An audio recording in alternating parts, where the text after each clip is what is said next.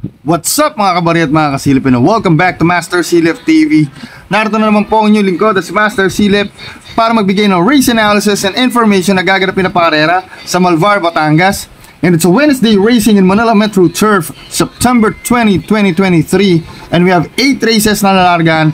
Try natin silipin at tignan kung sino may mga malalaki at posibilidad na panalo. At kung bago lang po pala kayo rito sa channel ko, kindly click subscribe, like and share, at malaking tulong na po sa akin yan mga kabari at mga kasilip, no? You may also leave your comment down below kung gusto nyo pong magpa-shoutout or any topic that you would like to talk about. Isang mabilis na race analysis lang to, no? Nga pala yung last 3 days races, hindi ako nakapag-vlog kasi sobrang dami ko talagang ginagawa at hindi na kinakaya ng oras ko. Even this one, actually, mamadaliin ko lang to. However, ni-review ko na rin naman yung lineup, no? So, isang mabilis na vlog lang to. Let's go ahead. Di ko na patatagalin. In 3, 2, 1, let's go! Race number 1 na tayo mga kabari at mga kasilip, no? Start na ating first Peak 5 event. Covers races 1 to 5. Dito po sa race number 1 ay may 1,400 meters. And meron tayong 6 runners, no? Para po sa akin, ang first race ko rito is yung numero 1 na si Port Salt. Basa ko sa lineup, pwedeng magkaroon ng lutsahan between numero 2 Elegant Lady at numero 5 na si King Hans. So most likely pwedeng maging tailor-made or makinabang si Port Salt pagkatapos position niya. Numero 1, tipid lahat ng kwartos, kaya pinipili ko siya as my first choice.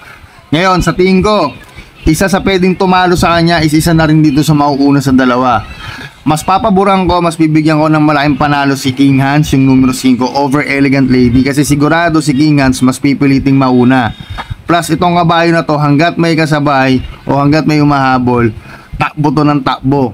So kung sakasakali na hindi masabayan ni Elegant Lady si King Hans, tingin ko pwedeng makabuo ng panalo yan. So para sa akin, yan ang second choice ko. Dito sa race number 1, dalawa lang ang pili ko, pero kung gusto nyo maging matibay, bahala kayo kung gusto nyo isama yung numero 2 o kung may extra pa yung kapital. Kung meron pa kayo nasisilip dyan, isama nyo na lang. Pero para sa akin, ang first choice ko, numero 1, Port Salt. Second choice ko po is yung numero 5 na si King Hans. Yun lamang po. Race number 2 na po tayo mga kabari at mga kasilip. Start ng ating winner take all event. Covers races 2 to 8. With a distance of 1,400 meters at meron tayong 5 runners or 5 numbers in bettings. Tingin ko solo rito, numero 2, Matcha Green, sweepstake campaigner, and very obvious naman na gumaan yung laban, no? Kumpara sa mga grupo na tinakbuhan niya dati. So tingin ko it's either na siya na rin yung hahabol kaya Dreams of the World dito, no? O kung sino man ang mauuna, or baka siya na rin yung magdala ng bandera. So para sa akin, solo ako dyan, numero 2, Matcha Green. Tingin ko ang pwedeng umupset at pamorkas na rin syempre, another than yung numero 3 na si Dreams of the World. Ang ganda nung tinakbo nito last time, yung outstanding yung kalaban niya, no? Si Magandang Dilag. Halos bumabalik pa siya ron. So kung sakasakali na hindi ganun kaganda yung takbo ni Matcha Green, si Dreams of the World, pwede rin kasi mauna to, no? So siya yung nakikita ko na pwedeng tumalo. But then again, para sa akin, solo po ako dyan, numero 2, Matcha Green. Pang-upset at pamorkas ko po is yung numero 3 na si Dreams of the World. Yun lamang po. Race number 3 na po tayo mga kabari at mga kasilip. Start ng ating Peak 6 event. Covers races 3 to 8. Dito po sa race number 3 ay may 1,400 meters distance with 8 runners. Ang first choice ko po rito is yung numero 2 na si Go Aidan Go. May pinanalo to actually na mataas ang grupo, or should I say mas malakas yung kanyang tinalo compared sa lalabanan niya ngayon, no? Angkop sa kanya yung distansya, 1,400 meters. Maganda post position, tipid sa lahat ng kwartos, numero 2. And hindi naman din ganun kalakas yung pacing. So tingin ko napakalaki nung kanyang panalo rito sa lineup na to, no? Second choice ko rito is yung numero 8 na si Super Spunky. Ito naman, ito yung pwedeng magdala ng bandera rito. Pwedeng makasolo ere at makabuo ng kwartos, no? So kung sakasakaling hindi ganun kaganda yung tatakbuhin ni Go Aidan Go, tingin ko si Super Spunky yung pwedeng makakuha ng panalo, no? Kaya pinipili ko siya as my second choice. Sama ko rito pang third choice mga kabarya, mga kasilip, is yung pandiado ko na numero 3 na si Lightning Lash. Ito, baka sakali na makapambigla, no?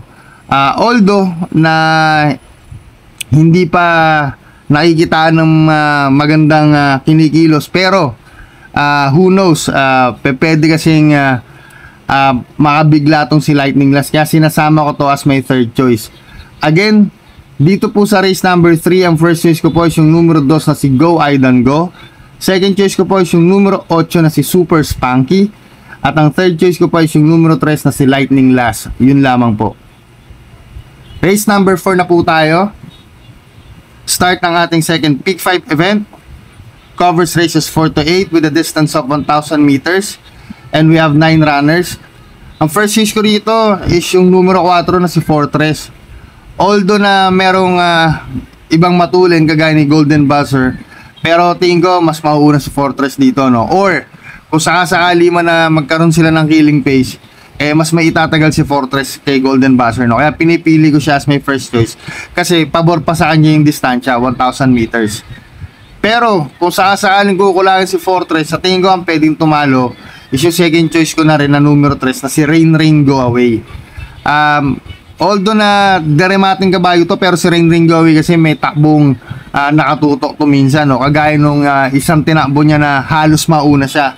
So kahit na maigsi yung karera, kung magkaroon naman ng lutsahan between Golden Buzzer at Fortress, pwedeng makinabang si Rain Rain Go Away dyan, no? Kaya pinipili ko siya as my second choice.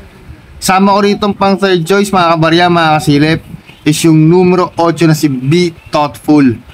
Ito naman, tingin ko salida lang ang problema na ito, no? Pag to lumundag ng maganda at kinonsinti ng connection, sa tingin ko isa to sa may malaking panalo. Kaya sinasama ko siya as my third choice. Again, dito po sa race number 4, ang first choice ko is yung numero 4 na si Fortress. Second choice ko po is yung numero 3 na si Rain Rain Go Away. At ang third choice ko po is yung numero 8 na si Be Thoughtful. Yun lamang po. Race number 5 na po tayo, mga kabari at mga kasilip. Start ng ating Peak 4 event, covers races 5 to 8 with a distance of 1,000 meters and we have 9 runners here. Dito po sa race number 5, ang first choice ko po is yung numero 6 na si Cash is King. Simple lang. Pwedeng magkaroon ng killing pace between numero 1 Advanced Party at numero 3 Galloping Ghost. Si Cash is King most likely nasa tarsero o kwarta pwesto. So siya yung may pinakamalapit na pwedeng kumuha ng unahan. Kaya pinipili ko siya as my first choice. Sama ko rito ang second choice, yung numero 9 na si Caloocan Girl. Ito naman, mga kabarya, mga kasilip, kung hindi ganun kaganda yung tatakbuhin ni Cash is King, si Caloocan Girl, maganda kasi yung post position niya, nasa labas. So pwedeng makapesto ka agad, no? Kung magkaroon ng killing pace between Advanced Party and Galloping Ghost at hindi ganun kaganda tatakbuhin ni Cash is King, si Caloocan Girl na yung nakikita kong pwedeng makakuha ng panalo. Plus, bumaba din to ng grupo, no? Kasi ang normal group na ito na tinatakbuhan is nasa 16 to 21. So pinipili ko siya as my second choice. Sama ko rito pang third choice, mga kabarya, mga kasilip, is yung numero 2 na si Street Smart. Although nagderemate itong kabayo na to, pero since malakas ang pacing ng karera, isa rin to sa nakikita kong malaki panalo at pwedeng makinabang, no? Kasi nga masyadong malakas yung pacing, maraming matulin, and si Street Smart, although nagderemate siya, pwede siyang makakuha ng panalo rito. Kaya pinipili ko siya as my third choice. Again, dito sa race number 5, ang first choice ko po is yung numero 6 na si Cash is King. Second choice ko po is yung numero 9 na si Caloocan Girl. At ang third choice ko po is yung numero 2 na si Street Smart. Yun lamang po. Race number 6 na po tayo, mga kabari at mga kasilip. Dito po sa race number 6 ay may 9 numbers in bettings with a distance of 1,000 meters. Ang first choice ko po dito is yung numero 3 na si Gaelic Flavor. Basa ko kasi parang nabababaan ako or nagagangan ako sa laban niya, no, compared sa mga previous runs niya, no. Although na may sing distansya, si Gaelic Flavor, pagka lumundag yan ng maganda, kasi may lundag to na minsan naiiwan or hindi ganun kaganda. Pero pag to lumundag ng maganda, sa tingin ko si Gaelic Flavor, pwedeng nakapesto ka agad to, no. Pretty much baka nasa segunda o tarsera peso to. And sa basa ko naman sa lineup, pwedeng magkaroon ng lutyahan between Antique Collector, Destiny, at yung numero 9 na galing sa panalo na si Daginding. So pwedeng makinabang si Gaelic Flavor, kaya kinukuha ko siya as my first choice. Sama ko rito ang second choice mga kabarya, mga kasilip, is yung numero 7 na si Jawo. Ito gusto ko na yung post position niya, no, kasi medyo nasa outer number na siya. Tingin ko, kung hindi ganun kaganda yung tatakbuhin ni Gaelic Flavor, si Jawo pag toke nung sinte sa sobrang baba ng laban, kahit may sigarera, tingin ko malaki panalo. Kaya kinukuha ko siya as my second choice. Sama ko rito pang third choice mga kabarya, mga kasilip, yung numero 8 na si Gis Broley. Ito naman, bumaba na rin to ng grupo since masyadong mabilis yung pacing kung sakasakali between Antique Collector and Destiny. Actually si Gis Broley pwede na tong itutok tercera pesto, no? So siya may pinakamalapit na pwedeng kumuha ng unahan pagdating ng rektahan. Maiksi karera 1,000 meters, kung may pepesto agad to, sa tingin ko malaki panalo na ito. Kaya kinukuha ko siya as my third choice. But then again, itong race number 6 na to, anybody's race to mga kabarya, mga kasilip ha. Kung may kursunada kayo, sama nyo na lang. Pero para po sa akin, ang first choice ko rito is yung numero 3 na si Gaelic Flavor. Second choice ko po is yung numero 7 na si Jawo. At ang third choice ko po is yung numero 8 na si Gis Broley. Yun lamang po. Race number 7 na po tayo mga kabarya at mga kasilip. Dito po sa race number 7 na may 10 numbers and bettings with a distance of 1,400 meters. Ang first choice ko po rito is yung numero 5 na si Melania. Eto, basa ko rito mga kabarya, mga kasilip, it's either mauna siya or sundan niya yung babandera na si Runaway 10. Kung sakasakaling pilitin ni Runaway 10 na mauna, si Melania, may sunod naman yan, no? Sa tingin ko, kung patagalan between the two, kay Melania naman ako. So, siya yung may pinakamalapit na pwedeng kumuha na unan. Plus, Jan Alvin yung hinete, so baka most likely siya na rin yung magdala ng bandera pagka ginusto. Kaya pinipili ko siya as my first choice. Second choice ko rito is yung numero 4 na rin na si Nicole's Favorite.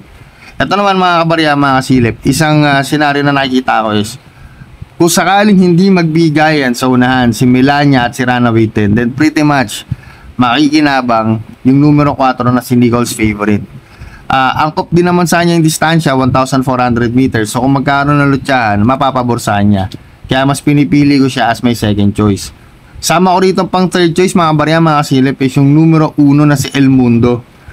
Ito naman, ang basa ko rito mga kabarya, mga kasilip, is kung magkaroon ng killing pace between numero 5, Melania, at numero 9, Runaway 10, at hindi makakarimate si Nicole's Favorite, tingin ko si El Mundo na yung pwedeng makakuha ng panalo, no? Gusto ko yung post position numero 1, nasa loob, tipid lahat ng kwartos, wala naman tong problema sa lundagan or sa aparato, at hindi rin naman to namimili kung sa loob tumatakbo o labas, no?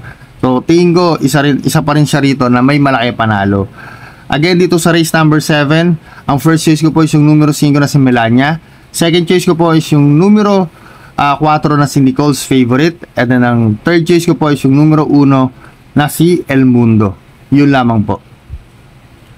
Race number 8 na po tayo mga kabarya at mga kasilip. Final race for Wednesday Racing. Dito po sa race number 8 ay may 10 numbers and bettings with a distance of 1,000 meters. So dito po sa race number 8, paratingan to ng ating winner take all, pick 6, second pick 5, pick 4. So anything can happen, no? Lagi ko naman pinapaalala, kung may extra kayo capital, magdagdag na lang kayo. And kung may kursunada kayo, maliban pa ron sa mga napili ko, no? Anyhow, ang first choice ko dito, tingin ko masyado na tong mababa sa laban at tingin ko rin kayang-kaya niya na tong grupo na to, no? Numero 4, Sky Lover. Maiksi yung distansya, then one thing, si Sky Lover may speed to, no? Or pwede namang isunod to. So very versatile si Caballo, no? Hindi ko naman nakikita na ganun lakas yung pacing ng karera, no? So, tingin ko lamang tong numero 4 na, to, na si Sky Lover, kaya pinipili ko siya as my first choice. Second choice ko dito, mga kabarya, mga kasilip, is yung numero 8 na si Batas Kamao. Ito ang galing ng huling panalo na ito siya yung humabol, and then siya pa rin yung nanalo, no? Angkop pa rin naman yung distansya, 1,000 meters.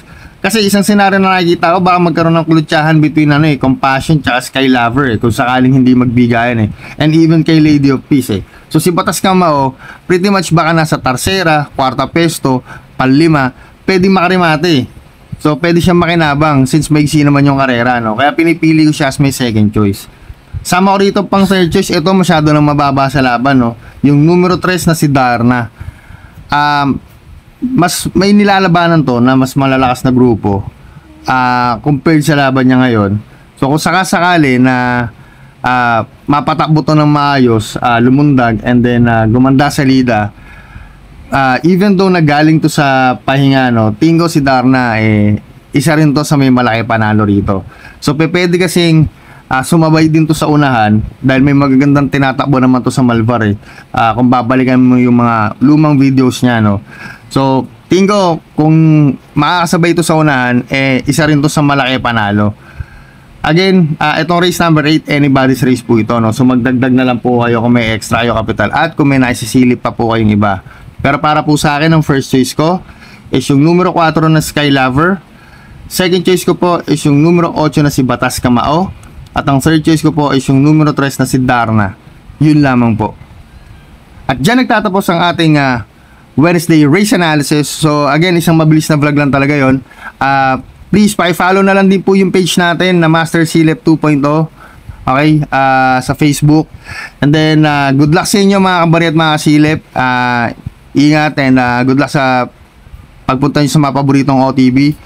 Once again, this is your Master Silip na nagsasabing bawal ang hard loser, dapat happy lang. Peace out.